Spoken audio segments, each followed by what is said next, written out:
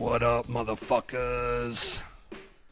And welcome back to another exciting episode of Wicked 101. As always, I'm your host, Defect. Keeping it real in this motherfucker. Can we get a round of applause? I know we got a little peanut gallery going on in here, man. Everybody can clap. Come on. Come on. Make some motherfucking noise. Hell yeah. Yeah. I got some sound effects, too. Oh, that's not the claps. Okay. Well, look. I got a great show for you guys tonight. Great fucking show for you guys tonight. In case you haven't seen the show before, Wicked 101 is all about the history of a genre. The history of the wicked shit specifically. And the wicked shit is a genre that is very close and dear to my heart. And I've been doing this for 17 years. And most of that time, literally... God damn, it must be like 16 years I've known this dude, J Reno. And I think the first show we did was the Hatching of the Spawn show, which was when I launched my record label, Widowmaker Productions, with my homie. And we invited J Reno out to do that show. I think that might have been the first time I met him. And I actually have a video back at the crib of him, and he was a very baby-faced J Reno. But I do have video footage of that, but unfortunately it's on VHS, and who has a VHS player anymore, right? That's just what it is. But we talk about the history of the wicked shit and the history of the artist that is the guest, and that's tonight's no exception. So we got a great fucking show, man. We're gonna play some music. I don't know if we got some new shit, but we definitely got some J Reno flavor. As a matter of fact, we're gonna play another track here in a second, but. Yeah, man, I'm really excited to have J Reno on. He's from Canada. He's one of the few standout Canadian artists in the wicked shit genre, you know, and he's been killing it. You know, he even delved into hip hop a little bit and had some success in that kind of play field. You know what I'm saying? And we're gonna talk to him about that tonight too. But now he's got a new album he's working on called The Sadist, and he's coming back to the wicked shit, man. And I'm really excited about it. And I'm supposed to be on it, so. Yeah, we're going to talk about that tonight. We got a lot to talk about tonight. This guy has got a lot of history behind him. Lots of history, man. Fuck. All right.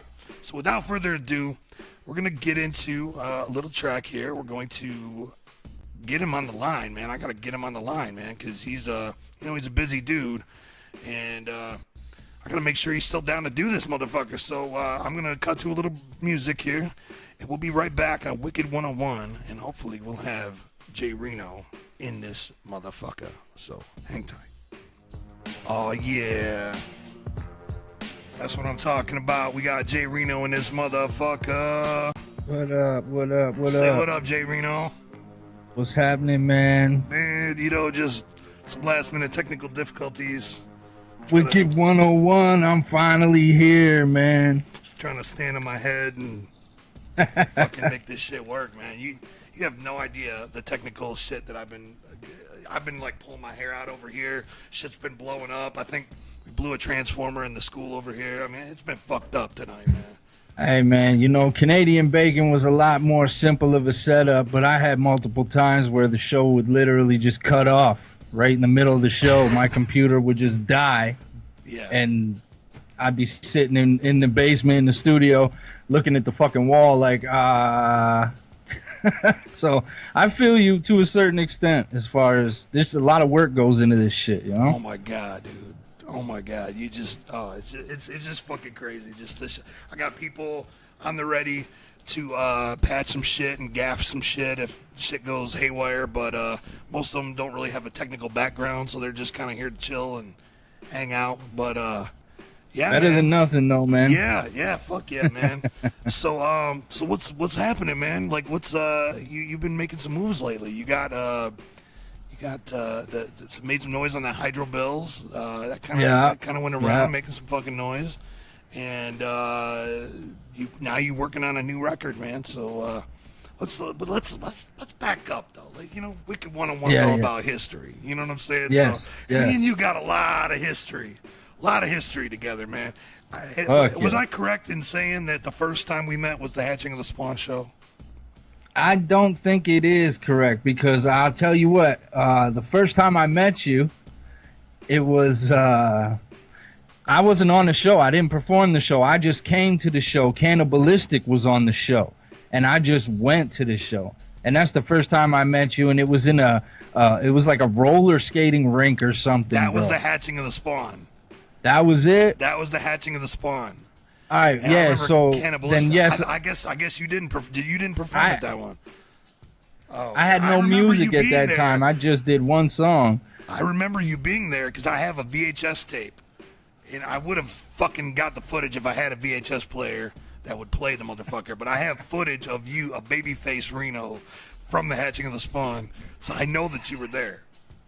I was there. I definitely, because I remember you were sitting down in the middle of the rink at like, you know what I mean? Like you walked, you sat down and did a song. Too. Everybody else was sitting down. I said, "Fuck it. If y'all gonna sit down, I'm gonna take a load off myself."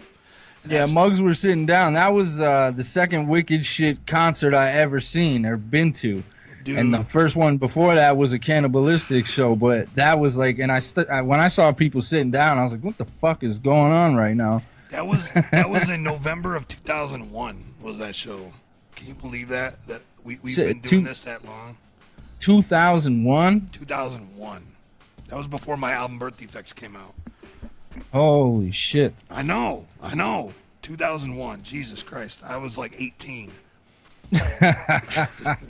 I was younger than that. Oh my God. Come on, man. Crazy, man. Crazy history. I was probably short and pudgy with no facial hair. You looking were all too. awkward and shit. You were too, man. I wish I could have got that footage queued up, but fortunately, that didn't happen tonight. So I got old pics of that shit, man. I remember. Yeah, I probably could have just dug through my pictures and probably found some shit, but I didn't get to that. But the hatching of the Spawn, man, that was the start of my record label, Widowmaker, and man, that's crazy, man. That's fucking. That was a good experience for me though, man, and I learned a lot that night. I'm still the same way I was back then.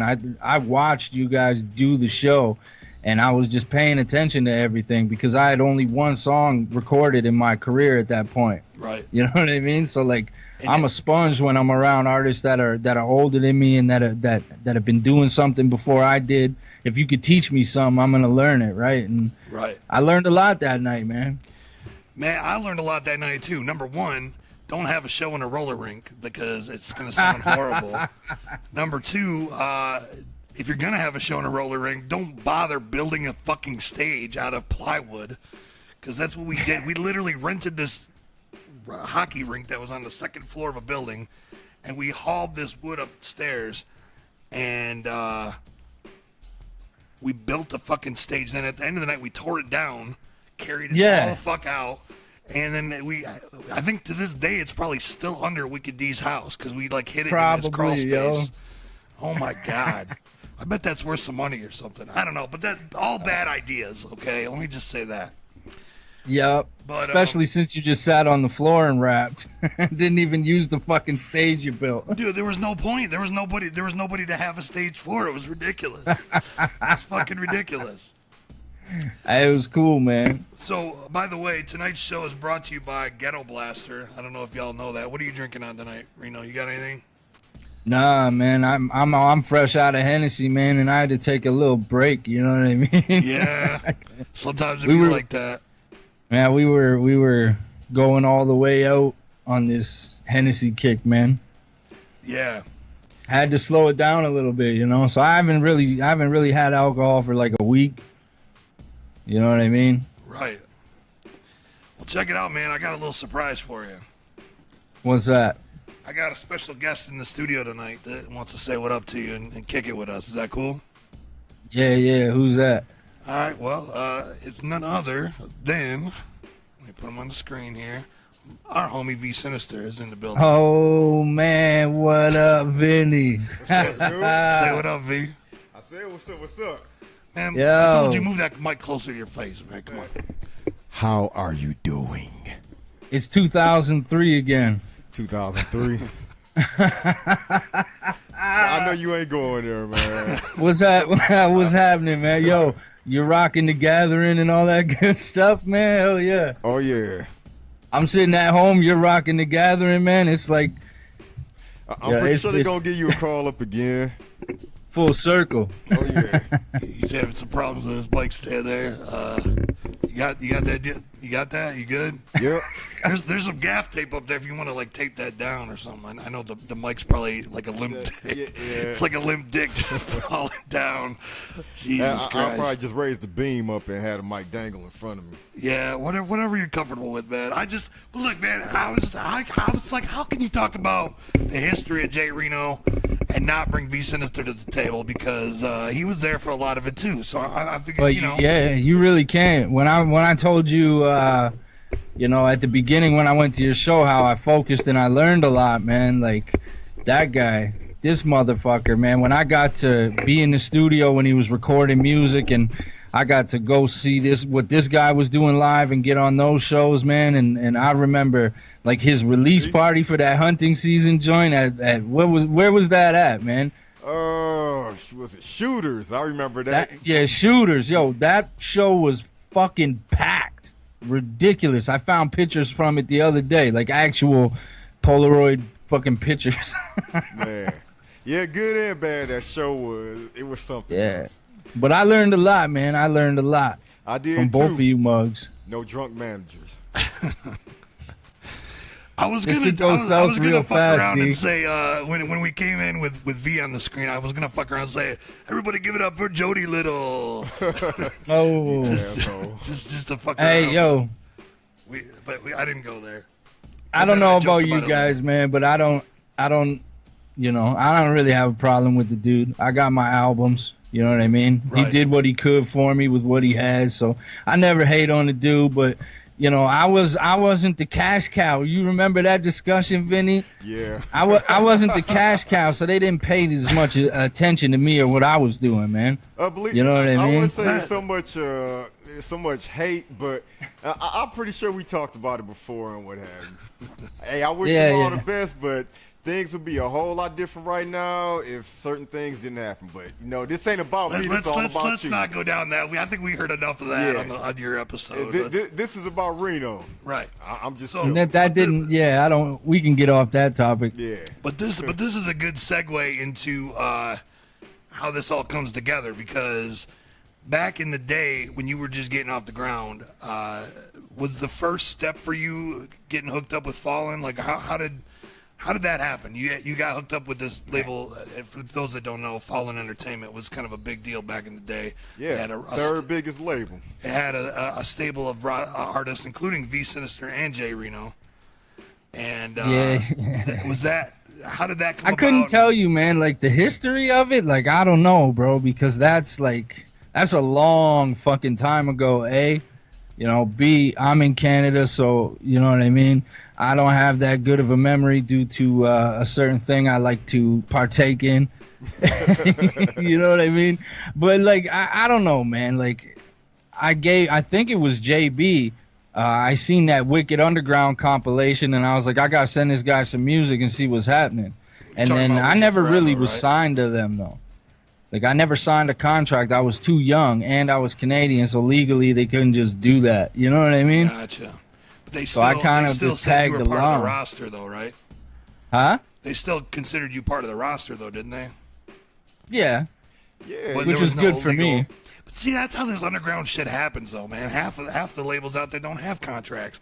You'd be surprised some of the labels that don't have contracts, and that are making moves right now or got a big name, or at least legal. And you'd be surprised to read some of the ones that certain labels do have. Yeah, well then there's that. But hey, I think V Sinizter can tell us a little about that. Yeah. Now I got a 46-page contract for my Tunnel Runner song over here on the wall. Oh yeah. For a song. For one song. 46 pages. Hey, but that one song, Christ. man, that opened a lot of doors for you, man. Remember when you first came? I'll tell you what. What?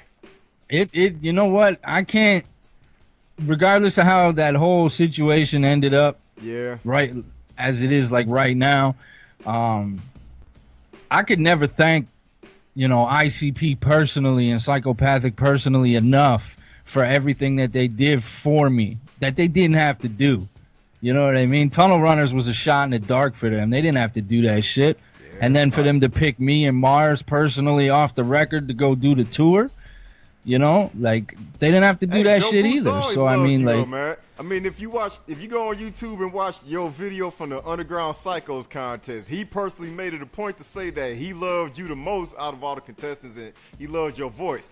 Rob sat up there and said when they was reviewing your performance, Rob said that you were the best one up there up until that point, you and Too Dirty. And I always said that too. I was like, the way that contest, me personally, the way I felt, it should have been you, Too Dirty, and PLC. But, you know, I didn't have no control over the results, so, yeah. But I'll tell you what, man. I'll tell you what. I'm glad it wasn't because, like, you know, Axe Murder Boys put out some good fucking music, man. Yeah. Yeah, for they sure. They made a lot of good fucking music, regardless of how you felt about them at the beginning or whatever. I'm telling you this from a hip hop and a horrorcore perspective. Their fucking records were hot, man. They had good records. They still do. They're good rappers. You know what I mean? You know what I'm saying? Like, yeah, and they're still putting out good shit. Oh no, those other monks, I don't even know where they are. Yeah, Young Wicked pretty dope. This is unbiased opinion right here. Young Wicked pretty dope. I listened to his new stuff. I was like, damn, this shit. You should hear the shit that I heard. You know I'm not gonna hear that though. So. Yeah. God damn, man. Those. But like, hey, man, I lost that contest fair and square. You know what I mean? My homie that was my hype man. Man, he wasn't ready for that big of a crowd and that angst of a, you know. Yeah, my sister was up there looking at it before we got down here. Yeah, your hype man, they was commenting on that about he was following the music in his head and not what was playing through the speakers. Yeah, he got a little out there, man. He still, for years we would get drunk. He would apologize for it and shit, man. That's my bro, though, hey, y'all man. Still but did y'all thing, you know. Oh yeah, that's all for that sure. matters. And you got right into the final running of that, man. For those that don't know what I'm talking about, what we're talking about, YouTube it. Yeah, it's all up there. Yeah, there was a Psychopathic had a contest a long time ago, Underground Psychos. 2005. 2005, yeah. Yep. And the winner got a deal with Psychopathic or Hatchet House, whatever it was at the time. And J Reno got into the final three? Well, the final five was the live performance, and then they took two from there. Gotcha. You know what I mean? And I got axed at that point. You know what I mean? You. So you were in the top five. Yes. Right. And then but Axe Murder Boys went on to win that. Yeah. Axe Murder Boys won, yeah. And they deserved to win. And, you know, they went to the gathering. They hustled. They worked. They promoted. They fucking talked with people. They did what they needed to do to win that shit, man. And they produced some good music over the years. Oh, I heard about that. You heard that POC was, like, parked out at their camp with Psycho Coins or something. They was at the pass now, and AMB was on their hustle. And I always say, hustle hard, grind strong, and win. That's what you got to do. You hustle hard, you grind strong, and you going to win. Right. And they did, really, but, you know, it is what it is, man. I could tell you 1,000 reasons why I'm happy I didn't win that contest at this point in my life where, you know, hindsight being 2020 and all stuff. That. Right. I'm glad that wasn't me in that position because I branched the fuck off real fast and it worked. Right. You know, I couldn't, you know. Wouldn't have been able to do none of that if I would have won that contest because I would have been in a contract or in a situation where I'm going to be molded into, you know, the whatever it is they want me to be because that's how Psychopathic is, man. They create artists. They don't really sign artists. They create artists. Right. It's very rare that they sign an artist that already got a name. Right. You know, so... And I wasn't hip to all that, man. I was still young. I didn't even know what the fuck I was doing at that point. I didn't even enter my damn self into the contest. I had no idea I was in it until they posted the top, you know, the top 30 or whatever it was, and they had them commenting on it and shit. I had no idea I was even in it. JB done hit me up like, yo, you're in this contest. We submit, you know, 3 songs and blah, blah, blah. And then I had to make 3 songs. Vinny actually produced one of those songs. He made the beat for one of them. You know what I mean? Yeah. I think that was Quick Work. I think that was called. Yeah, I think Quick Work. That shit was hard as fuck though. Something. I can't think of the name. I'm making quick work out of all you suckers. Y'all some punk. Yeah, that was it. Yeah. Super simplistic lyricism. Right.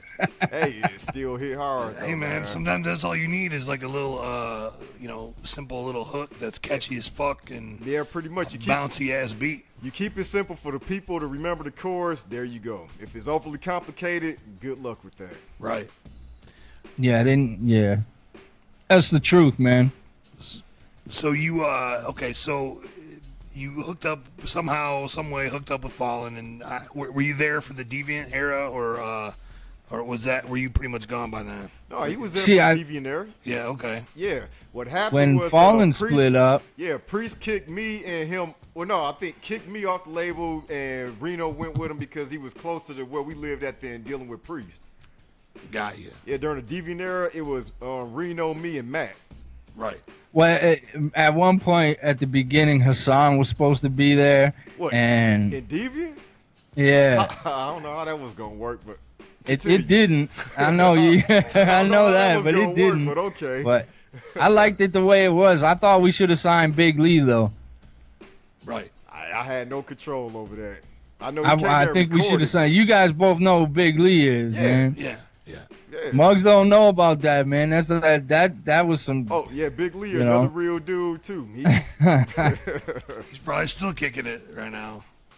Man, I ain't talked to him in no, Big Lee little now. He lost a lot of weight. He's Little Lee now. Yeah, but he's still a real dude though, man. He will put that work on you. Man, yo, I remember one night I had with him in the studio. It was like 3 a.m. and we were smashed and freestyling. I got a song called Drunken Freestyle. We used the D12 beat, and I was at the studio at Deviant Studios in Saginaw. We got wasted, me, him, and I think it was his cousin or whatever, the dude that sings on his hooks and shit. And we ended up getting wasted, and I never seen such gangster shit in my life except out of that night. And I think at the end of the night when we finished the freestyle, his cousin was sleeping in that rolling chair that had the nice lean on it, and he was a big boy. And he ended up bitch slapping his cousin so fucking hard in the face that homie flipped the chair over. Just trying to wake him up. Oh, just trying to wake him up. Yeah. He's like, get up. And Buddy was just like, nah, man. Nah, and then he just slapped the shit out of him. One hand, open hand, palm, smacked the shit out of him, man. I was just standing there like, I don't know what to do right now. Sometimes you just gotta shut the fuck up and just, all right, well, okay, let me just get on with my business here. Pretty much. Oh man. So the studio he just mentioned is another way this all comes together, man. This all comes together. The studio was actually my studio. A lot of people don't realize that because I never got to use the motherfucker. You know? I know. I got together with JB, who was part of Fallen, and we put our little equipment together, our little bullshit we had, you know, and we put it in his garage, and I bought a bunch of shit. I bought carpet for it. I bought fucking all kinds of shit. And we had the it was the Fallen Entertainment / Widowmaker studio, but I never got to use it. I think I used it for like 2 tracks. Two tracks? Something like that. Well, outside I did record Bless the Twilight with me? Or did we do that at your studio? No, I did that over there. I think that was early though. That was before I think that was before it was really set up for real. Because I remember recording that in the little main room. Anyways, the point is, I at one point I pulled all my equipment out of there because I was like, man, I can't even get in this motherfucker. He's trying to have. I remember. I was like, I'm glad I got Soul of the Beast recorded before you did that too. He's gonna put his daughter's bedroom in the next room. I'm like, how the fuck am I gonna work? I can only come over here at night. So I just ended up leaving and pulling all my equipment out, and it seemed like that was pretty much the end of that, you know? Like, it was, after I pulled all my shit out of there, it was kind of like everybody was kind of assed out. Yeah, but see, here's the thing, man. I recorded most of my shit in Windsor, and he cut me the check at the end. Right. To cover the cost of the studio in Windsor. Right. You know what I mean? But when I did get over there and use that studio, man, I used it quite a bit. Yeah. I remember. Vinny's like, man, he cut you checks for something? What the fuck? Yeah, I didn't see no fucking checks. I would go all around Saginaw. This is no lie, man. People will be like, hey, man, I just recorded a track at your studio. I'm like, word? You just recorded my studio, but I can't get in there, motherfucker? You're paying this motherfucker. Anyways, that's a whole other topic of discussion. Now, I got one question, though.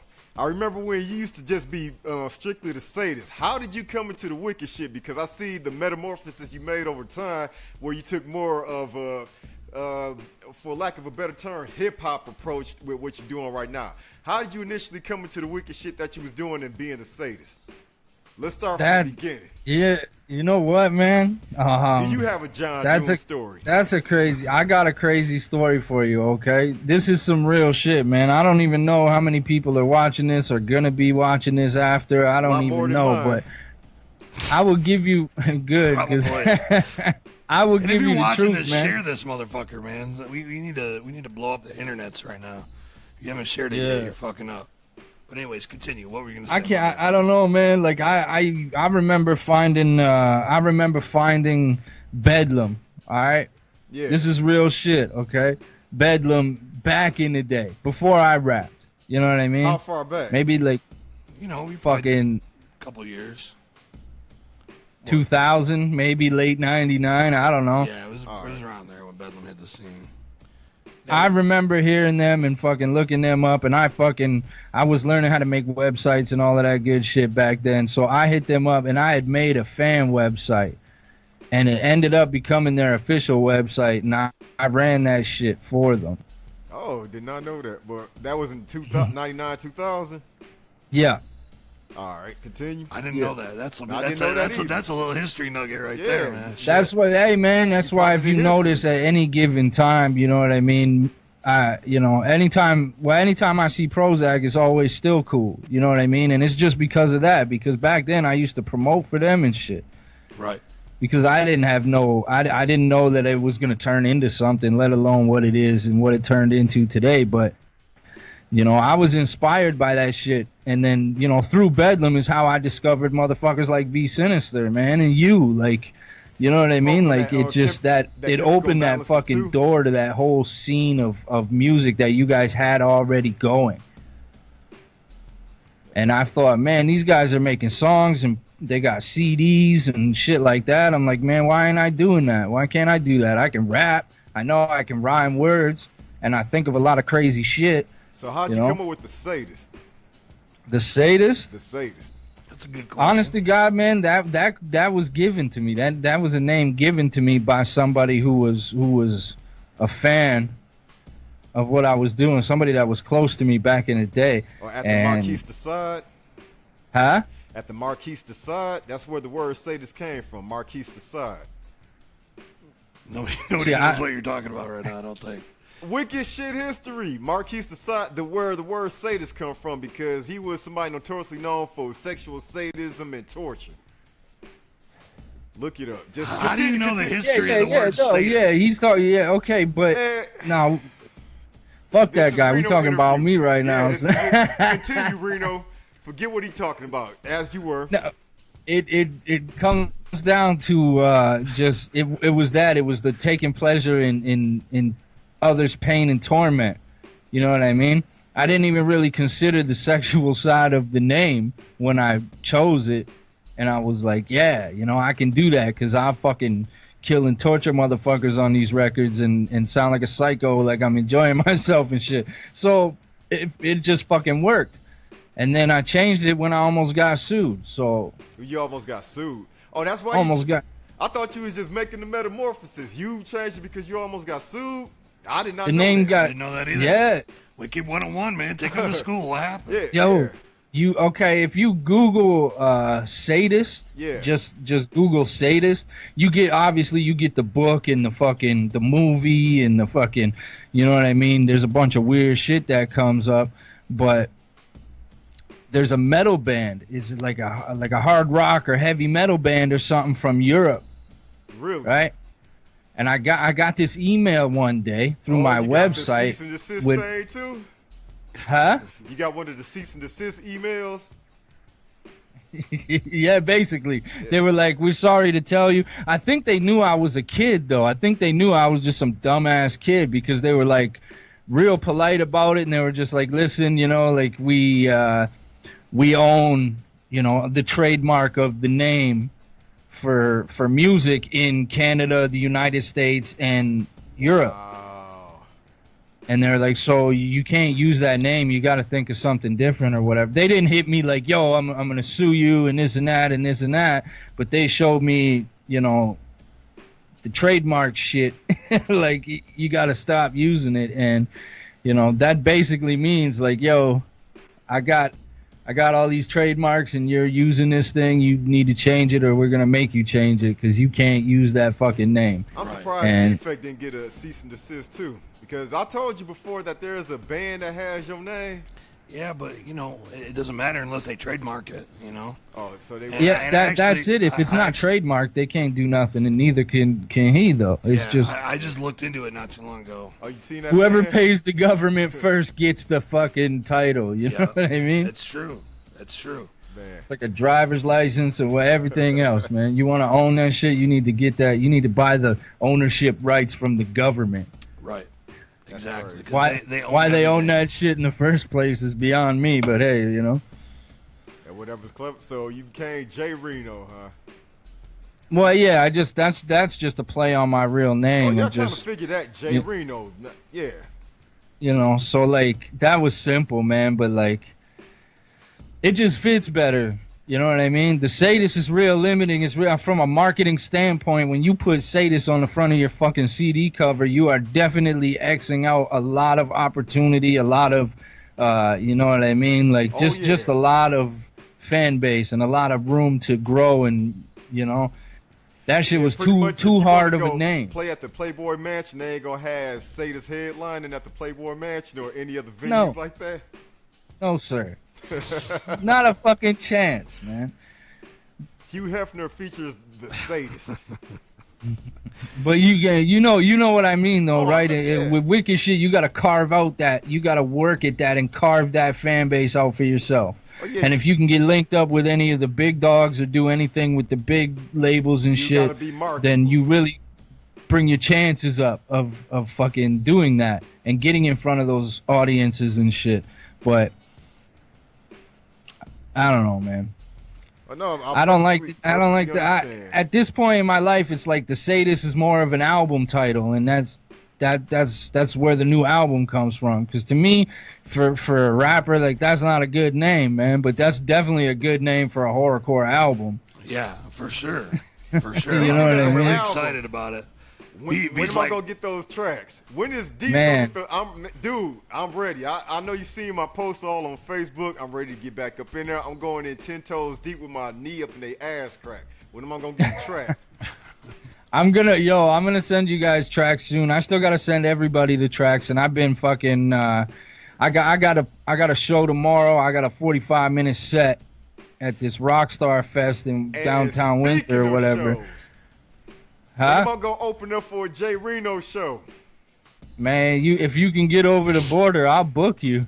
Man, put me on the next show. I'll go down to the post office, wherever this dude, because I was at the gathering, and somebody was talking to me about that, said you don't need a passport. You could go get something from the post office, like some kind of border pass for $50 that allows you to go over. So long as you're not flying over the border, this pass will let you go back and forth between Canada. Well, you can also just get the enhanced license, too. Whatever, just, book me on the show. I'll go take care of it. And, I don't care if I'm the first act and you got everybody else after me. I just want to get in front of it. I'm ready to do this. Good. All right. That's good to know. All right. Because that'll be a selling point for us. So now, I think I'm always down with that. Your name alone will be a selling point. I ain't doing nothing but just barely enhancing, man. That's all. But around here, man, we built the nobody famous entertainment brand. And I want to go perform with nobody famous entertainment brand. What's up? I don't own it. Brad Shank owns it. I don't make those decisions, my friend. All right, I understand. Y'all hate him. You're good anyway. You got Area 51. That's already established. All right. Yep. I'm trying to make it a big step. But this ain't about me. This is about Reno. Back to Reno and Wicked Shit 101. Right. Yeah. So what's so more recently? I mean, obviously you're working on the new album, The Sadist. But more recently you released album, was it end of last year, Politicilla? Yeah. And we played a couple tracks from that tonight, actually. The Cut 'Em Up, and there was another one I played. Yeah, how did Politicilla do? Man, I was looking at the numbers as far as like the people checking out. Was it the Hydro? Is it Hydro? Hydro Bills. Yeah, Hydro Bills video. I'm like, damn, this is crazy, man. I wish Yeah, that. No, go ahead. That spiraled out of control, bud. That's how you got to do it, man. You know, it's like there's all these motherfuckers. They make these fucking viral videos, and they're, you know, half the time they're not even trying to go viral, and they go viral. You know what I'm saying? Because they're funny or they're stupid or whatever the fuck.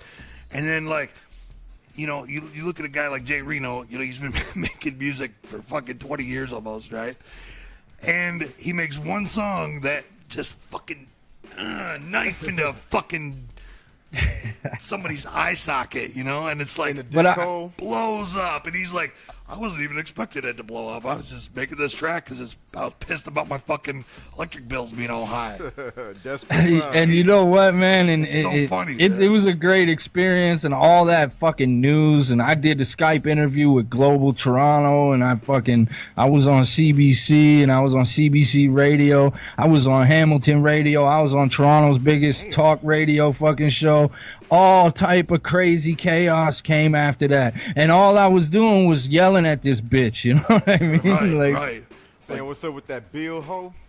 But they fucking hate her. That song did so well because people in Ontario hate that fucking bitch so much that they shared a rap song and made it known. Like, I don't listen to rap and I don't like rap, but this is fucking awesome. You know what I mean? Right. Yeah. Because fuck that bitch.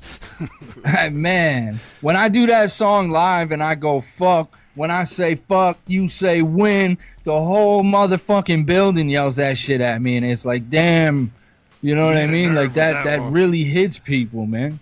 Did you see any change come about from that, or was it mostly just Nah, man, there was a reduction of 25% that was put into effect. It was like a rebate thing where they managed to cut off 25% of your bill. But where I live, that don't mean shit. 25% is still too motherfucking high. You're still getting raped. Now, what is like the equivalent of a governor in Ontario? The premier. We don't have premiers here. We got governors, senators, premier. What is that like? Sexual predators. The premier is basically the same as a governor. All right, so she like Governor Granholm or Governor, I'm about to say England. Who's the governor right now here?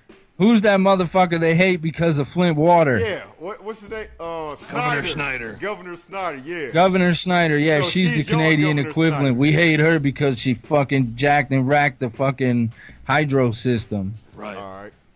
You know what I mean? Speaking of which, we have some new we have some tracks from you tonight. Is any of this unreleased that you sent me tonight, or is this all stuff that's already out, or what do we got? I couldn't even tell you because I don't fucking remember what I sent you. You sent me Hydro Bills, obviously the remix. The remix. Blood on My Bible, Chasing Ghosts, and Ain't Shit Changed. All four of those are off the new album Into the Fire. So if you didn't buy that shit, or you don't stream it on Apple Music, not Spotify, don't stream shit on Spotify, stream it on Apple Music so we get paid better for our streams. So Apple Music they haven't heard Spotify? it. Yeah, yeah. All right, Josh, I know you watching this. You heard that, right? Because I told you, you are in charge of the social media content. So Reno just said it. Apple Music, focus, not Spotify.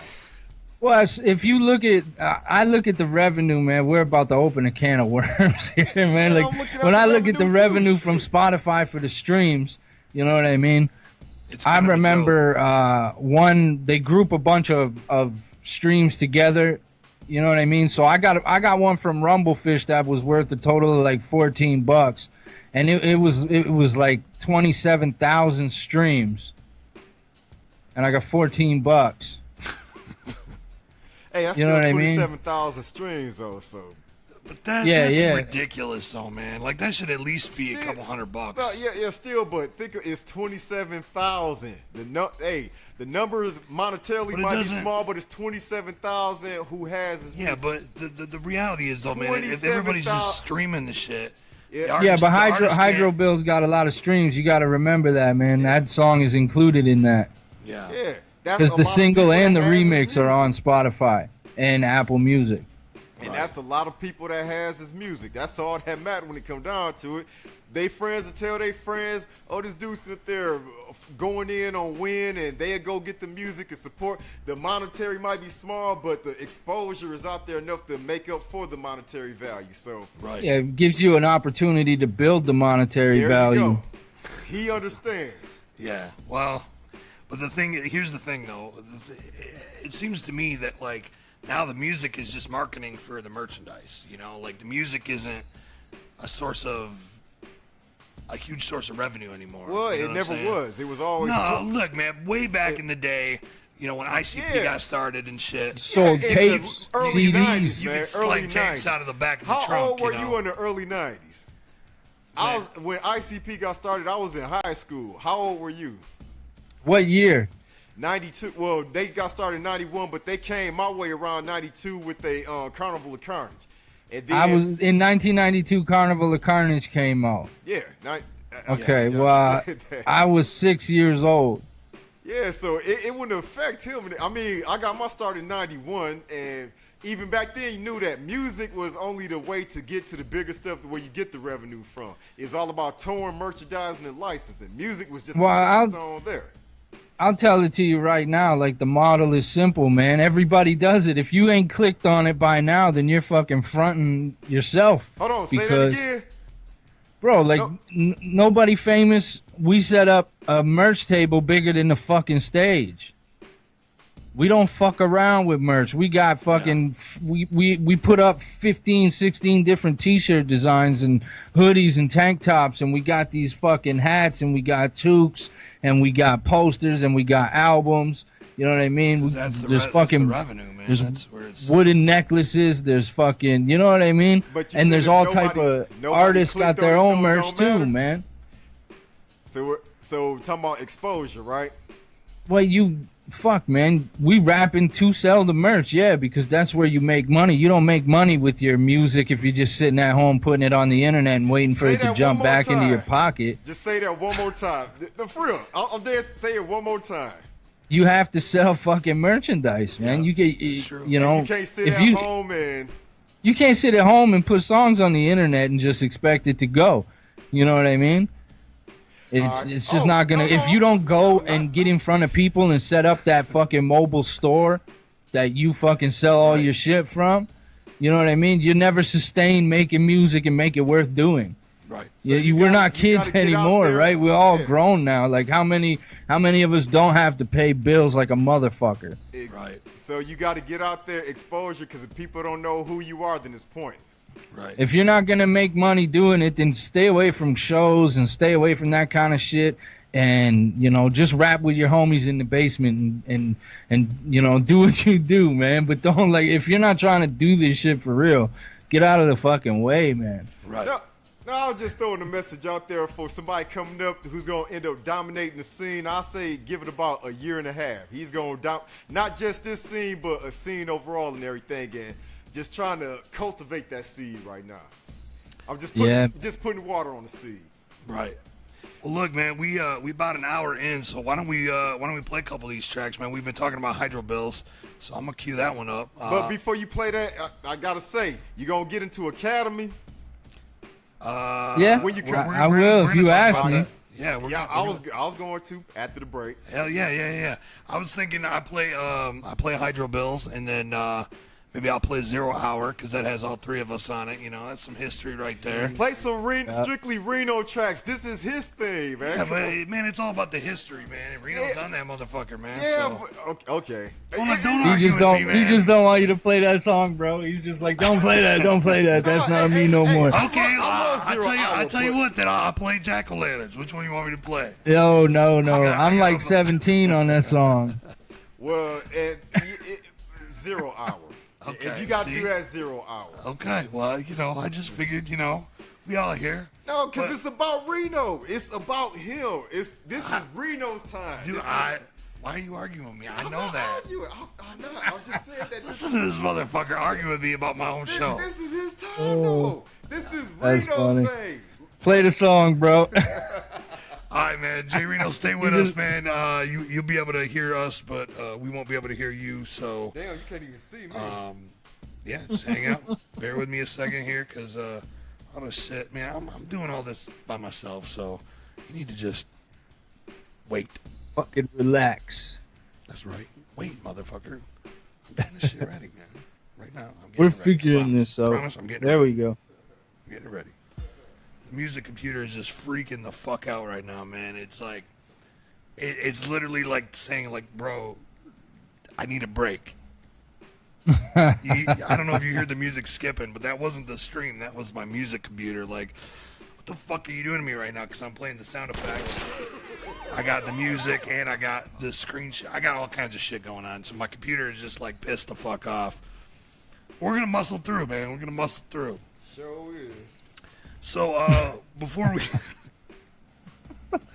Say that again for me. Show is. I'm going to sample that and put that in one of the sound effects, man. Just him saying show is. That's great. Well, look, man, we're in hour 2 now, officially. We played Hydro Bills, which is J Reno's big hit right now. Making some noise all throughout Canada and that motherfucker. And we went back in time and played 0 Hour with me, V Sinizter, and J Reno. What year is 0 Hour? 2004. Damn. 2004. We were all children back then. Even V was. No, I wasn't. I was still old as shit. Yeah. Well, no, I was 25 and 2, so 27 years old. My God. Yeah, I know. What are you now, like 45? Fuck you.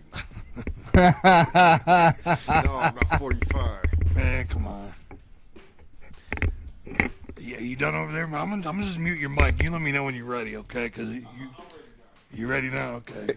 Okay, there you go. I already know. Yeah, are you sure? Positive. I'm just fucking around. Okay, so let's get back to the topic, man. J Reno, you've put out a lot of music, and I have a lot of it right now. We've got, let's see what we got. We got Loyalty is Limited by Academy. Academy. Yeah. Which is your Classic. Your classic shit. We got That's a classic. Starstruck Volume 1 by Academy. That shit was dope, too. I'm telling you, I got a lot of shit here, man. We got Starstruck Volume 2. We got Breaking the Foundation. This is just all from my personal collection now. The green screen is kind of fucking that up right now. It's eating the CD cover alive. Yeah, because it's all green. But Breaking the Foundation, that shit's classic. We got the Ground Zero mixtape. I'm dropping shit that was on the inside of it. And then we got The Lunatic is Back. This is all from my personal collection. Politicilla I actually bought on iTunes, so I don't have a physical copy of that. But yeah, I'm sure I'm missing shit too. But that's the point is you put out a lot of music, man. Yeah. Oh, yeah. I could show you some craziness. I'd have to dig it up, but like I got copies of the original record. Do you have any early stuff before your first Fallen release? I have my first ever album. Yeah, what was that? It's called Mangled. Mango. That's I might even have that back at the crib, man. So you don't got nothing I didn't before have time Mango? to really go digging, you know. You don't got no Mr. Crazy Spitter or anything like that? You don't got no names before the Sadist? No.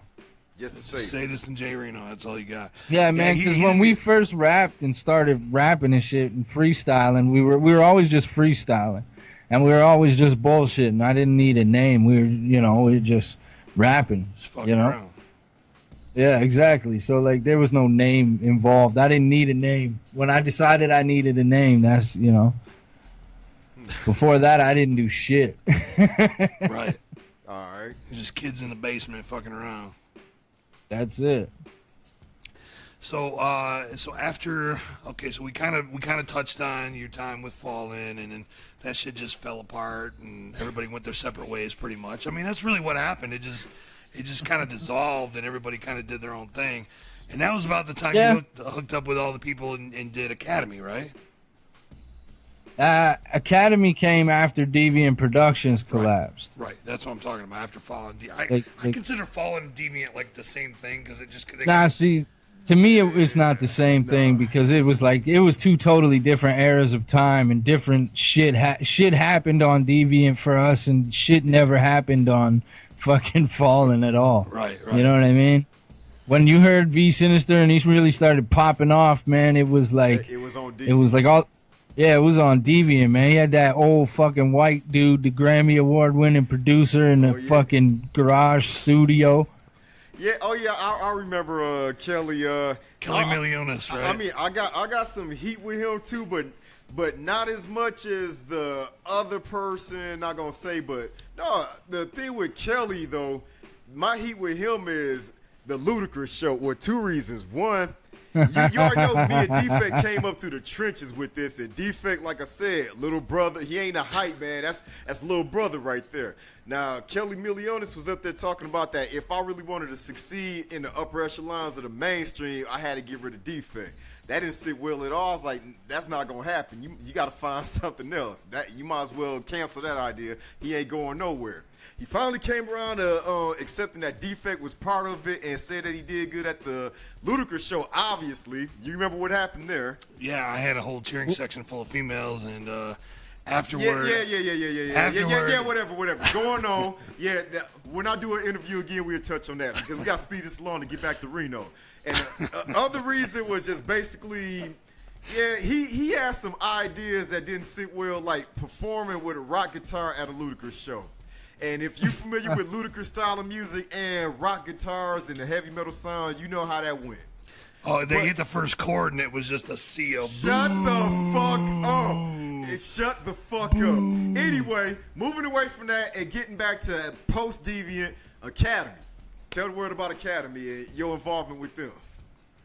I remember taking 2 copies of Breaking the Foundation, and me and Crimmy and my wife jumped in the truck and went to this house party. I got this address for this house party where Academy was supposed to be performing. And at that time, Academy was 3 people. It was this dude named Richie, and then Trilla and Case Closed. Is that which? You know what I mean? Which Richie is that?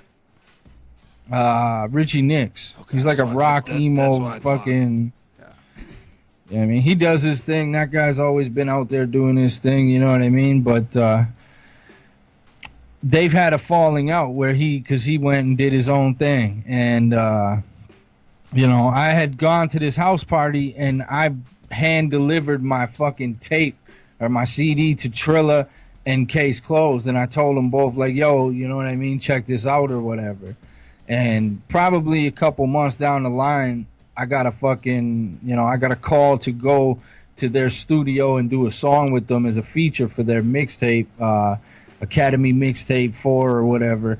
And I remember going down there to the studio, and I kind of weaseled my way in, like, yo, if I'm coming down there, you know, my boys are going to roll with me, you know what I mean? Because I don't really know these guys. I'm just about to roll up to their studio. And so me, Crimmy, and J SKYPE went up there, and we all just hung out and just rapped and shit, you know what I mean? And wrote a verse in the studio and knocked out this song. And I watched how Case Closed wrote his fucking lyrics and did his shit in there. And I watched how Trilla did it, and I was like, you know, it inspired me, man, to really step it up a notch. But I guess I killed that verse because they were like, yo, you know, like, why fuck with us, you know what I mean? We're building a team over here. And I was like, why the fuck not? I can learn a shit ton about hip-hop music from these guys and how to do hip-hop music. Before I was in that group, I remember they would show up to shows in limos and shit. They did the outdoor show on the waterfront downtown Windsor and pulled up in limos and got, like, they had showmanship. They had, you know what I mean? Yeah. Everybody talked about that shit. So, like, it was only the best decision I could make at the time to be like, yeah, I'm gonna go fuck with these guys. So we ended up forming a group, and then I do what I always do and what I always said I did, and I did it at Fallen Entertainment too, man. Where I go, I take my boys with me, you know. Yeah. And I brought Mortified with me to Fallen Entertainment. I was like, it was part of the negotiation. I want Crimmy and Smash to be on this fucking shit with me. And they ended up putting out an EP, and it was pretty dope, man. What's going on with Crimmy? Man, he's married now. Oh, he's living the quiet life, bro. Oh, man. Yeah. Tell him say what up, though, man. Is he still in Windsor or what? Nope. He's out in the county, man. He's living the good life out in the county. Nice, quiet place. Yeah, what happened to Bruce B, too? Bruce B, he grew up, man. Oh, he ain't He doing has it no kids. more? He had to he went to school. He got, he's got a degree, and he's out there making dough and, raising his kid and he don't really do the rap. He did a couple things a little while back, but he'll do like a feature in a video here or there, but nothing really happens with him on the music side because he's taking care of life. With him no more and going to rappers dissing them and beating the shit out of them and saying say something and I'll put that up on Those days are long gone. That's all speculation. That's all speculation. Hey, that's real though, man. I lost my original train of thought on where I was going with that. Oh yeah, I was talking about bringing my boys with me, man. Yeah. I don't want to stray away from that because I got to give Crimmy his love and his just dues because that guy was the motherfucking driving force behind me for a lot of years, Yeah, and when I got into Academy, I was like, yo, man, like I want to get Crimmy and Syphe down too, because this is what we do and shit. Well, so like Academy or for Fallen? For Academy. All right, continue. Because at the time, Mortified was done, Smashy dipped out and went and started tattooing and fucking, working full time, fucking 60-hour weeks and just doing his thing and shit. So me and Crimmy continued on. And we brought Syphe on board, you know what I mean? And then I brought them to the studio so that I could show them off to these motherfuckers so that when the time came, I knew I could get them on with us. And when I got them on with us, couple other motherfuckers joined up that were local cats coming up, and it got fucking crazy, to say the least. Now, what's going on with that nowadays? Are they? Is everybody in that roster still doing their thing, or is that like who's doing what? Well, Case Close just released a video. He's working on an album right now, actually in my studio. I'm engineering the record for him. Trilla is also actively doing a solo album in my studio right now. I'm working in depth with him on his record and building something good. You know what I mean? Because he did that for me a lot back in the day. Like I got to give props where props are due. Like when I released a lot of music, you just showed a lot of music. You know what I mean? He was behind the boards for me on all that. He would do those sessions, and we would get that shit done, and it was always me and him, Yeah, I seen them videos y'all was putting up with y'all, like, writing and what have you. I'm like, man, Reno going in, Case Close going in. I'm like, damn, man. So, these guys both came to my studio and started dropping shit, and I'm sitting here like Politicilla just came out, and then 6 months later, Into the Fire comes out. I'm like, man, I just pumped out 2 albums and fucking, and the year's not even done yet. And you still got the latest on the horizon?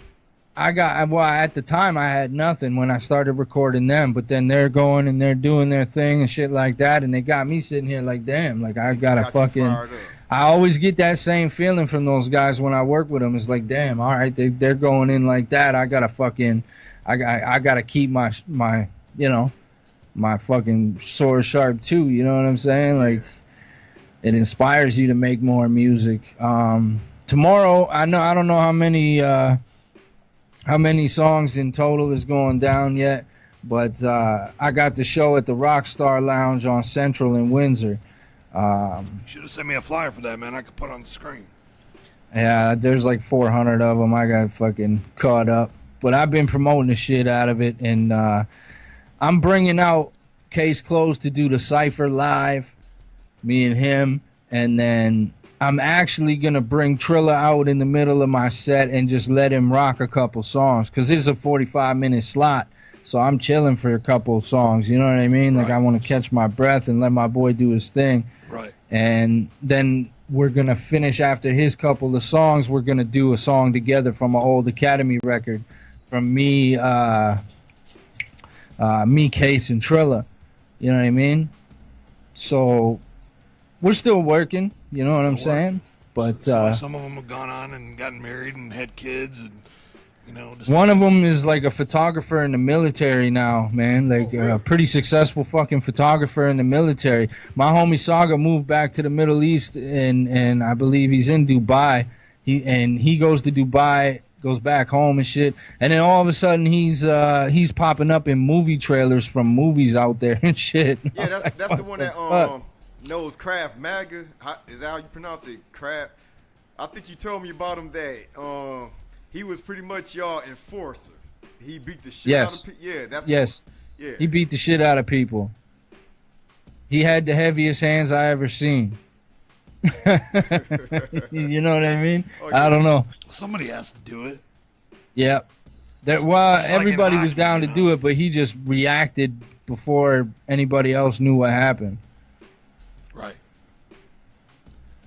What are you doing over there? Are you filming or FaceTime? What are you doing? No, folks, it's behind the scenes stuff, man. Just keep going on with your interview. I'm not recording nothing up in here. This guy sitting up here on my interview, on my motherfucking shit, taking behind the scenes video of him sitting on the couch. Hey, I'm trying to. Sinizter has not changed one bit. No, he's probably Facebook Living right now, competing with us. Nope, not at all. Put your fucking phone away. Am I Facebook Living? This better go in the Sinizter documentary, that motherfucker. Jesus Christ. That motherfucker. Of course he's over there doing that. He hasn't changed a bit. Haven't changed a bit. Man, I told you, this is about his, man, just focus on him. This is all about Reno. I'm doing my thing real quick, a 41-second thing. It's all about Reno. Get back to him, Academy. Keep it rolling. So we've talked about the Sadist. We've talked about the Hatching of the Spawn. We've talked about Fallen and Deviant. We've talked about Academy. We've talked about the Underground Psychos contest. Going into this new record, what made you decide to go back to your roots and get wicked with it? Yeah, I'm excited. I'm really looking forward to seeing what. Yeah, Richie Ramirez, what's going on? I could tell. You know what? It might actually circle right back to Bedlam again, because I seen that I had Ghetto Devil on my friends list before I had Staples on my friends list, and he shared this post where Bedlam was doing a new album and he was the new third member and shit. Yeah. You know, I remember listening to that record like, damn, this is fucking crazy that I'm listening to this right now. You know, like a total flashback of it. And then, you know, the more I'm thinking about it, I got more and more motherfuckers on my list and on my feeds on social media and all that shit. And I see these guys and they're out here doing it, and it's like people are, I don't know, man, like it's a lot of shambles right now. I would say there's a lot of chaos in the underground scene, because you got to admit a lot of the underground scene is juggalos. Yeah, about what, 90%?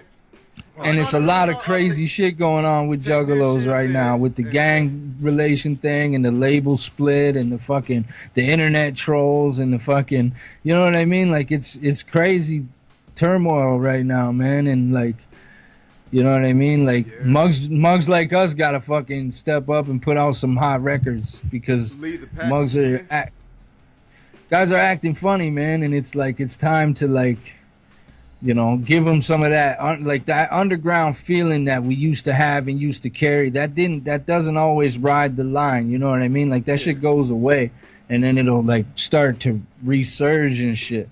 And at the same time, man, I do more producing than I do rapping.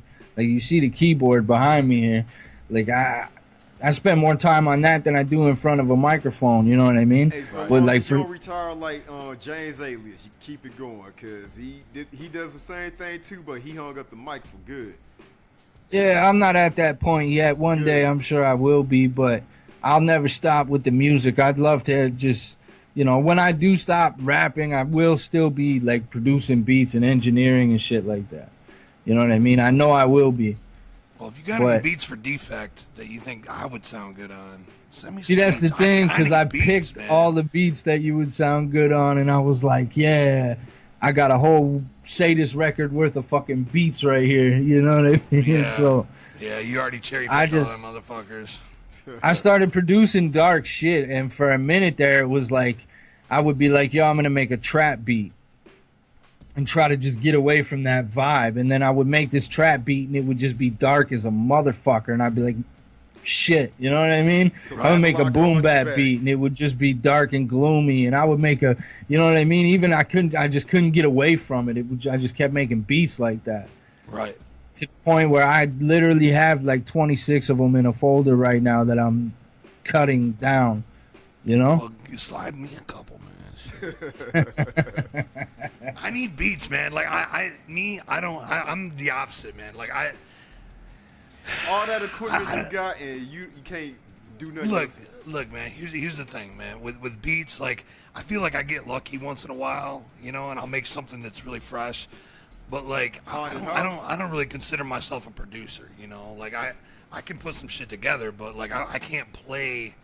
Like I don't have the music theory to know the chords and this scale and that scale and like to put it together like a guy like Fritz the Cat can, you know what I mean? So yeah, like in my mind, like working with him, that was the shit, you know what I mean? Like, but he's too fucking busy right now. I'm trying to get beats out of that motherfucker, and he's too fucking busy. So I just don't consider myself a producer, but I've been kind of like putting some shit together again, you know, and just like, man, fuck it, I guess I'm gonna have to do it myself again. So I've been like fucking around, and I'm like, all right, I'm gonna make a beat, and then I'm just gonna write to it. Whatever the fuck comes out, and I'm just gonna move on to the next one, you know.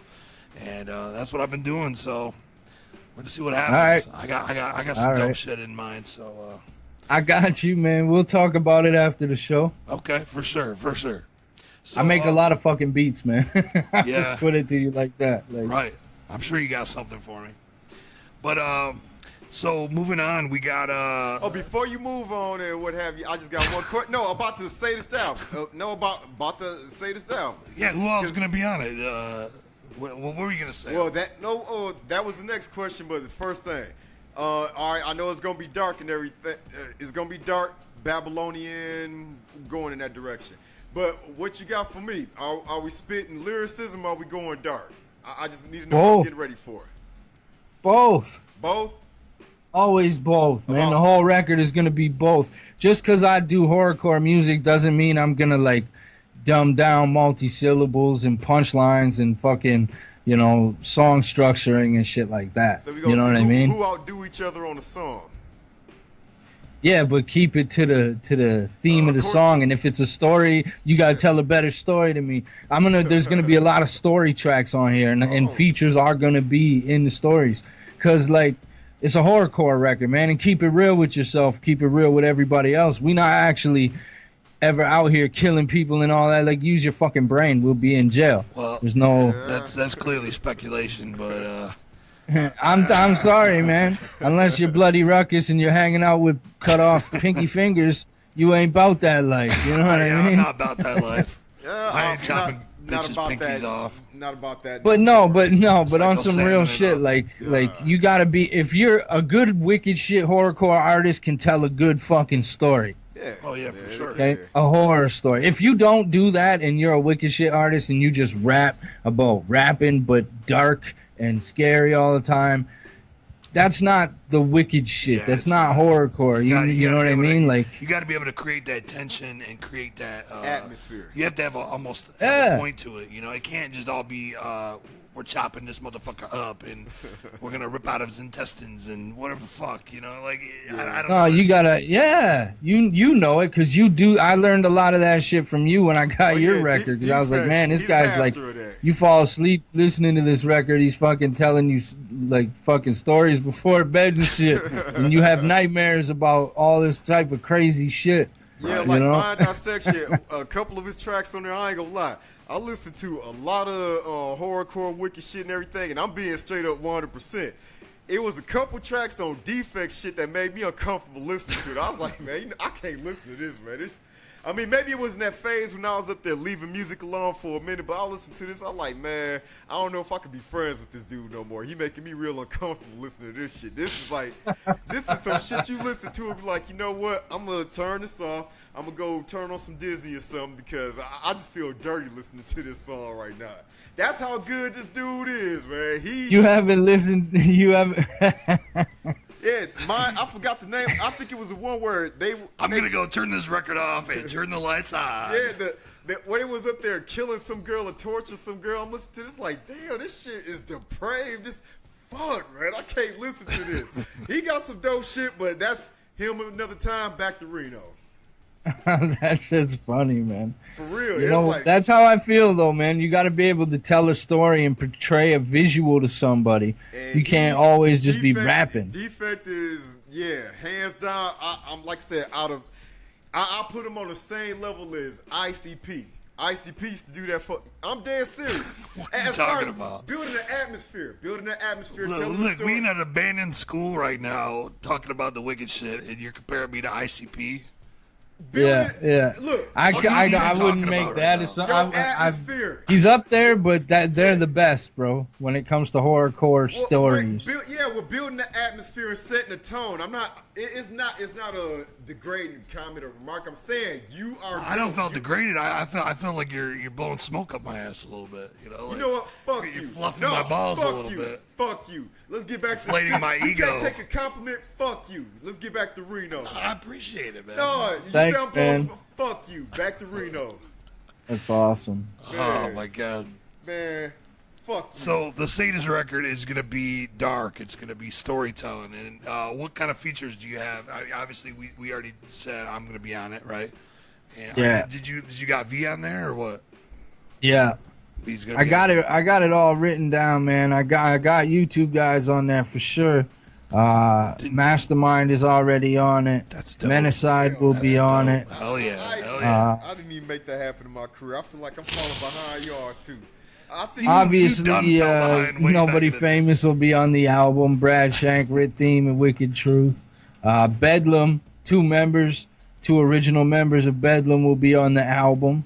Okay. You know what I mean? I reached out to Class. I reached out to Donnie Menace. I reached out to Mad Max. You know, I got some heat cooking, man. Hell yeah. And I always do a lot of collabs on a horrorcore record, man, because it's more artistic, man. Paint more pictures for the listener and shit. Right. So check it out, man. If you got a question for J Reno, Defect, V Sinizter, fuck it. If you got a question for any of us, question for Reno, man. This is his interview. Keep all the questions for Reno. I don't mind answering them, but this is about Reno. This guy's like a hired enforcer for me, just sitting up at the fucking top of the video. Fucking. People are tuning in for Reno. Stay on track, motherfucker. Yeah, this is for Reno. Come on, Reno, man. Look, man. If you got a question for J Reno, thank you, Reno. Put them in the comments. You can ask Defect questions too. Put them in the comments. We're going to take a break. We're going to play a couple more of these tracks that J Reno sent me. And then we're going to come back and we're going to answer some questions. And our 2 hours is going to be up, man. J Reno's got shit to do. So, yeah, I do, actually. He does. I know he's got shit to do, man. So you always got to have something to do, brother. Right. So I'm going to play a couple tracks. First, I'm going to change the graphic here because, look, man, I'm doing this all myself, so just bear with me. I know it would be a lot more professional if, bang, bang. Right, exactly, but we're not. Wicked 101, we'll be right back. Right. All right. We'll be back after this on Wicked 101. We got J Reno, the artist formerly known as the Sadist in this motherfucker. And formerly known. We kicking it live on Wicked 101, man. And I can't get my beat back. Oh, that's why. My bad. Vinny, the sheet's coming off your couch, bro. Is this the couch? No. You know this is. Oh, okay. Oh my God. Cover it back up real quick. You better cover that motherfucker up, man, before you catch something. Man, shut the hell up. Look, that couch is. Well, we won't even go there. Let's not talk about the couch. Leave the couch alone. Okay. So moving along. So I can't even read the comments right now. I don't know who. Who's saying what? Yeah, I can't. For some reason, like the comments show me like a small snippet of the comments, so I can't even see the questions that people are asking. If maybe you can do that for me. Yeah, it was one question somebody asked about Saskatchewan, or Jay, if you ever find yourself in Saskatchewan, you should throw down a show, and that's all I got. Small snippet of the comments. I've never been to Saskatchewan. I was trying to get the feed up over here. I've never been to Saskatchewan, man. I heard it's really flat. Like Kansas and Oklahoma's hot and dusty. Kansas is just flat. I hated Kansas. Anyway, Josh wants you to talk about tunnel runners. I'm about to ask you about that too. The whole thing how did you get around the tunnel runners? How did that come about? I mean, you got the call from Joe or Psychopathic about getting onto the album.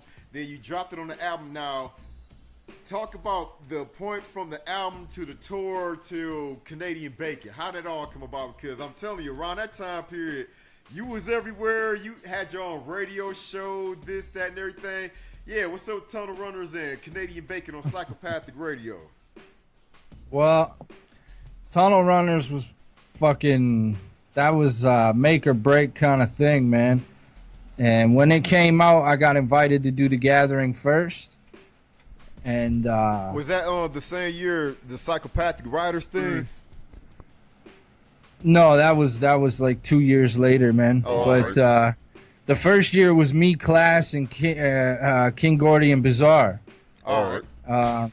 And they were playing Tunnel Runners at the merch all the time, and I don't know, man. I got a call, said come on tour. You know, Violent J asked me that shit at The Gathering though, behind second stage. He said to me, he said, have you ever been on a tour? And I said, nah. You know what I mean? We just do shows here and there when we can. You know what I mean? He was like, all right. And then So you was on October. You an asshole. But yeah, was you on a tour bus with them, or did you have to provide your own transpo? Okay, so how that worked was and we're talking about the shock therapy tour, right? I was supposed to be on a bus with everybody at the beginning. All right. And then they downgraded it to a RV. And at that time they had told me nobody could come with me. And then when they downgraded it to the RV, it was like super last minute. They called me and said, yo, can you still bring your people with you? And I made phone calls with a day's notice asking my boys if they were ready to leave the country for a month. And they both came with me, you know what I mean? So they gave us a van, a Psychopathic Records van. And they put me, Trilla, Doc C, and Mars in that motherfucker. And they paid for the gas, and we just drove it across the country. And got the per diem for food? Yeah. Rob took care of that, or was it somebody else? The venues. Oh, the venues took care of it. Oh, Rob ain't had nothing to do with that? No. That tour was George. Oh, yeah, I think Rob wasn't around that time period. I think he was EMT or something, but continue. So you said George organized that tour? Yeah. Nice. Yeah. That tour was crazy, man. I couldn't tell you. Like, I never experienced the real Juggalo culture like that before. Like, I considered myself a part of it when I was young, and I got to go to a show in Detroit, 8 Mile and Woodward at the State Fairgrounds or whatever the fuck that was. Halloween. And you know, like, we didn't get to go to all these Juggalo areas and experience that and see the different people that come to the shows and all that. And every show we did was packed. Like, there wasn't one show on that tour where there wasn't, you know what I mean? Like, it just, every night after night, I went up first and knocked it out the fucking park night after night. You know? And I got to go to crazy-ass places, man, that I would have never seen otherwise, you know what I mean? We had a fucking barbecue on the edge of the Grand Canyon. on that tour. You know what I'm saying? With some Canadian kid from Windsor gonna do that. You know what I'm saying? Right. You know, I've never done that. And I live over here, man. Shit. I want to go on tour, man. What the fuck? Man, let's go on tour. What's up with your mic? It was cutting in and out. No, that was me getting agitated. Oh, that's you getting agitated? Yeah. Well, you know who to blame for that, don't you? Yo, the touring isn't as glamorous as it looks unless you're them. You know what I'm saying? Yeah. Yeah, cause that shit's grinding, bro. Like you got if sure. For sure it is. You know? We brought merch over that motherfucker, man. Like, you know what I'm saying? We had merch ready to go in America so that we could survive in America for a month. We didn't leave that country with any money. Yeah. You know what I mean? But we traveled across that motherfucker for, 25 days or something like that. So, like, whatever's whatever, man. Like, it paid off, and it did a fucking great deal for me because now all of a sudden I got people talking about me and spreading my name in all type of big, major American cities. This might be a little, maybe I got my history fucked up here. Maybe I'm thinking of something else. But I seem to remember that, wasn't it the Shock Therapy Tour? It was you and Mars, right? That were opening up, right? Yeah. And correct me if I'm wrong, the original lineup was you went up first and then Mars. And then wasn't it later on in the tour that it switched? Like somebody said, hey, this dude's got to go up after Mars or whatever. Like what? In Detroit. Was that was in Detroit? It was the last show of the tour, and it was Holla Wicked in Detroit. Oh, you got to do Holla Wicked? You motherfucker. Of course I did, man. Asshole. I'm just going to shut his mic off for a minute. All right. No, but like, sorry.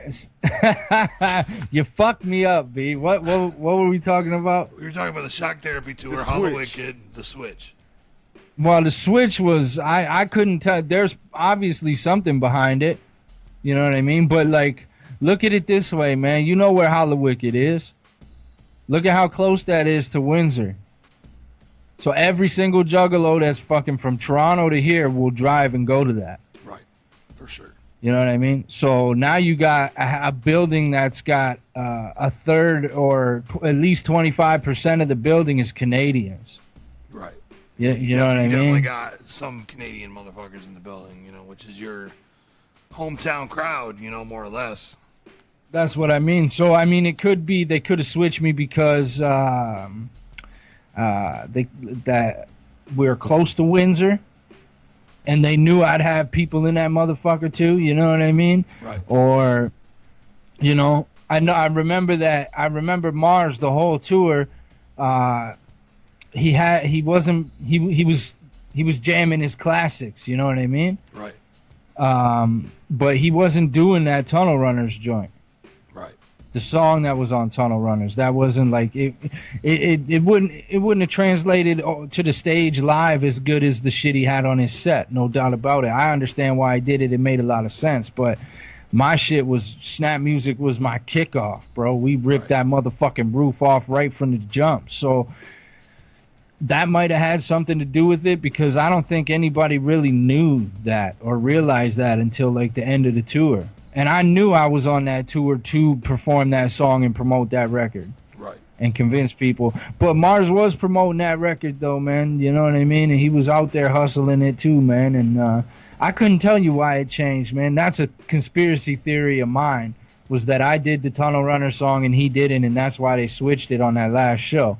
But it also could be because I'm Canadian. I don't know. And we were real close to that. I was throwing my homie fucking 2 liters off the stage. He was up in the front row, wilding out. And I was just chucking him 2 liters, you know what I mean? Spraying him at this motherfucker. Like, that's my dude from Windsor. Front row at this show, cheering me on. Right. You know what I mean? That's the shit, man.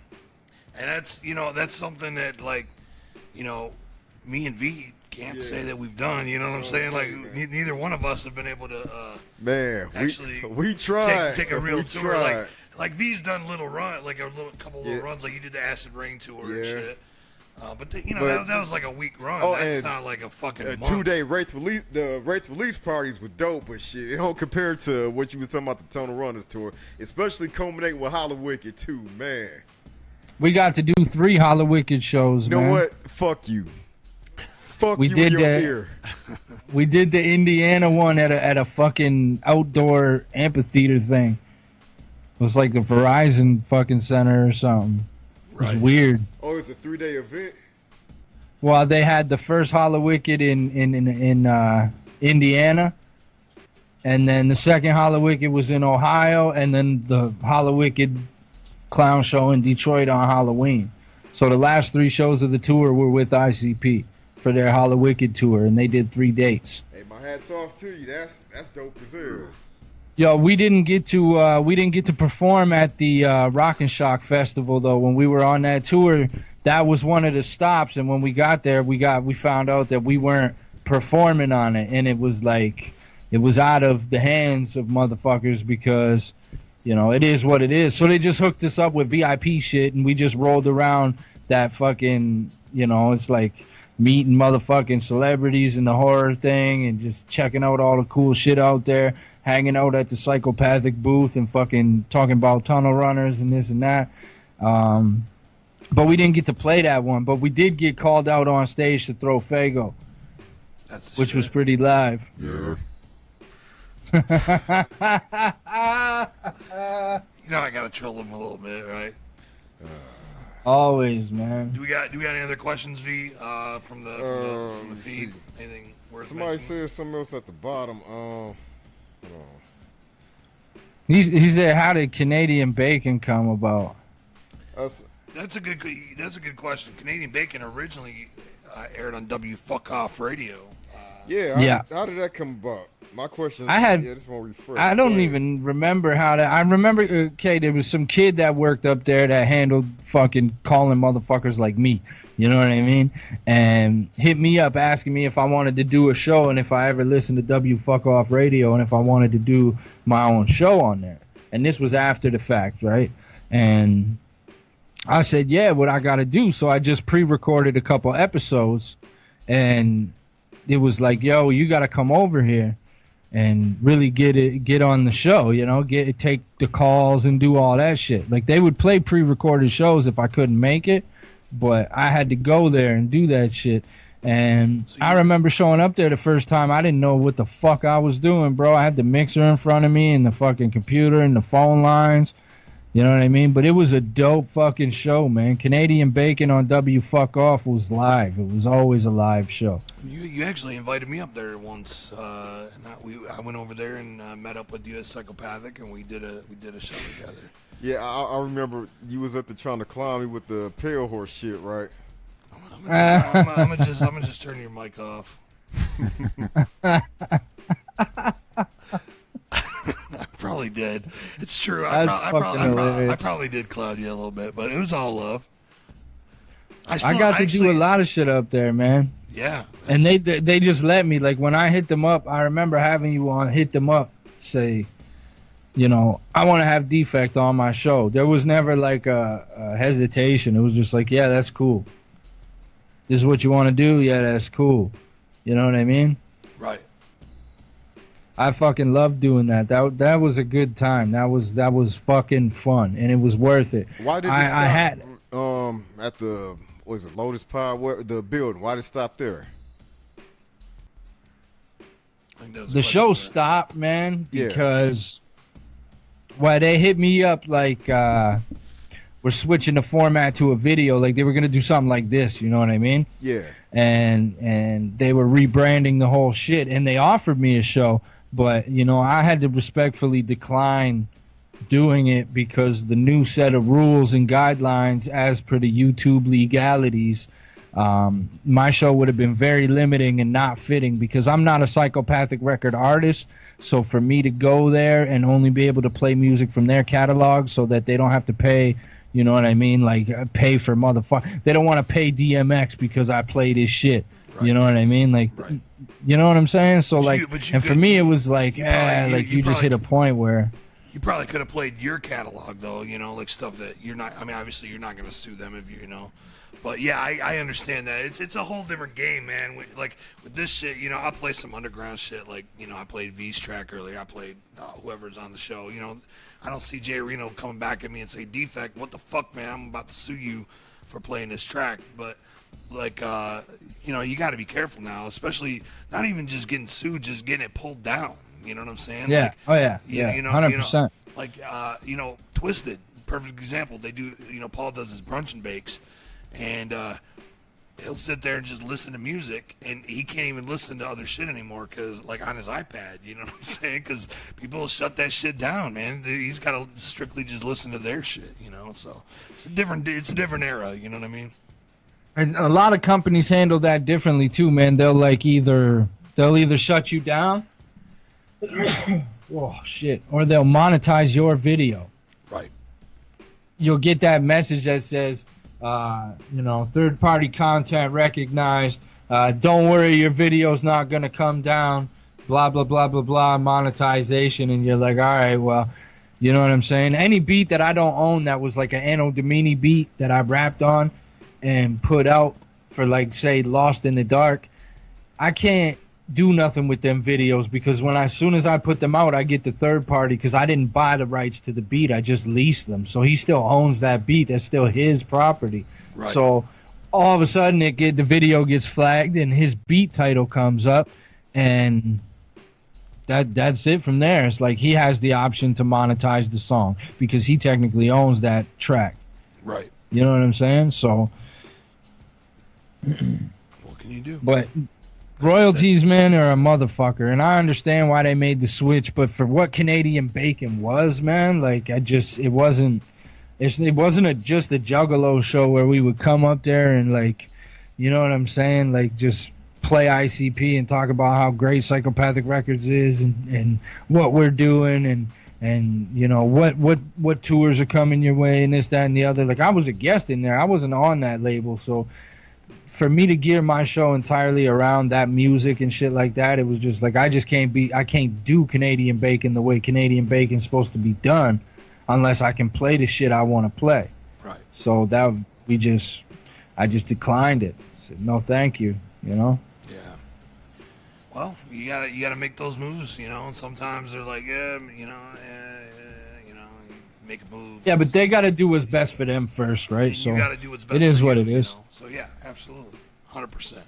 So we're getting down to the wire here, man. We got 5 minutes left. You got any shout outs or anything you want to put anybody up on? Like, what's going on in the world of J Reno, man? You got the floor is yours, man. Tell them what's up.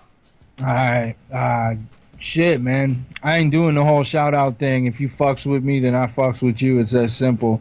But I do want to tell you guys, tomorrow night at the Rockstar Lounge, it's going down. It's Rockstar Fest, Summer Fest 2017. Last night they had alternative and rock and shit. Tonight they have heavy metal. Tomorrow is hip hop night. I'm headlining that motherfucker with Rit Theme. So Nobody Famous Entertainment will be in the building. I'll have Academy with me as well. We're going to rock the fuck out. And I'm currently working on the Sadist album. And, that's all you really need to know. If you want to listen to my music on a stream, get that Apple Music. Don't fuck with Spotify. You know what I mean? Help a brother out. You know what I'm saying? But purchase the motherfucker instead. To be honest, just buy that shit. You can get Into the Fire, Politicilla, The Lunatic is Back, all my singles. Don't buy Unleashed, though. If you go online, don't buy Unleashed, because that money goes to long-range distribution. He knows all about that. So don't fucking buy that record. I will fucking burn it or copy it for you guys and put it up for free. Don't buy it. When did you release Unleashed? I don't even remember. 2007, maybe. Oh, so 2 years before Pale Horse. So, you knew about that before I did then. That record sucked. I fucking hated Unleashed, bro. Like, it sucks, man. Like, the quality's not there. That's why at the end of the day, I'm like, whatever, man. But don't buy it, though. Don't stream it. Fuck that record. Just, Get the Lunatics back. Get Politicilla. Get Into the Fire. but Unleashed, Those as are far as worth you're your concerned, money. doesn't exist in your discography. Huh? Said Unleashed, as far as you're concerned, doesn't exist in your discography. I wish it didn't. Yeah, I wish Haunted Fear 1 didn't in mine, but yeah. And Hunting Season 1. And every other fucking album I put out. All right. No. Fuck yeah, throw my whole career in there, whatever. It's all good. Jesus Christ, man. Yeah, Wicked 101. Did you have a good time, man? Hell yeah, this is dope. I'd do another hour, but I really got to do some fucking laundry and shit. Laundry. Hey, I got that way for me at home too. Yeah, I probably got something to do too. All Wow. right, man. Well, we'll end it up right now. Then, man, I'm gonna play one more track from you, and yeah, man, we got "Blood on My Bible" remix featuring Deranged. Nice talking to you, Rizzo. Here's it. What? Said nice talking to you. Yeah. It's been good, gentlemen. It's like technology brought us together again. Yeah, that's crazy, isn't it? Yeah. We're doing this shit. We're all just... Yeah, it's pretty intense, man. Right. It's come a long way, that's for sure. That's fucking dope. But look, man, it's been a pleasure having you. Thank you so much for doing this, man. That's the shit. Yes. And I can't wait to see what happens with the Sadist. I can't wait to hear the track you send me to spit on, because I'm going to kill it. And if you got any beats laying around, so don't do your boy Defect, you know. But for real, though, man, it's been an honor, man. And I definitely appreciate you taking the time to do this, man, because, you know, it's all for the love of the game and all the love for the wicked shit, you know what I'm saying? Hell yeah. I seen Vinny's episode. I had to do one. Yeah, for hell yeah, man. I can't let him do nothing without me having to do it. Right. And he instilled that competition in me when we were two artists left on Deviant, because he would always take shots at me and always push me like, yo, I got this. I did that. Just turn his mic off so you can talk. Go ahead. Kidding, man. I'm just kidding, man. Shit. The only thing It's I a was saying was that motivation, bro. the competitiveness was always to make people better. That's all it was. Right. It You worked. see what it did with him with Defect? Shit. Defect used to just be kind of below the middle of the road. And that. Because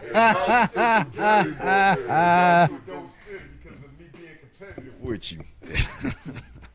That's all I'm saying. Yeah, just take all the credit for me being dope. Thanks, B. Appreciate that. Let me just turn your mic off for real this time. All right, with that, we're going to sign out, man. Wicked 101 in this motherfucker. Thanks for tuning in. And share this video. Fucking tell us what you thought. Fucking listen to J Reno. Check out the Sadist album. Man, fucking check out this track we about to play. It's going down. Fuck yeah. And, oh yeah, I gotta change the screen. Give him a minute, folks. We'll be out of your face in a minute. Well, yeah, it just be a second. Just be a second. You had the mouse on my fucking screen the whole time. I wasn't tripping. I was trying to tell you that until you didn't look my way. My bad. All right. This is Blood on My Bible by J Reno. All right. Little Sadist preview. Little Sadist preview. All right, let's do this.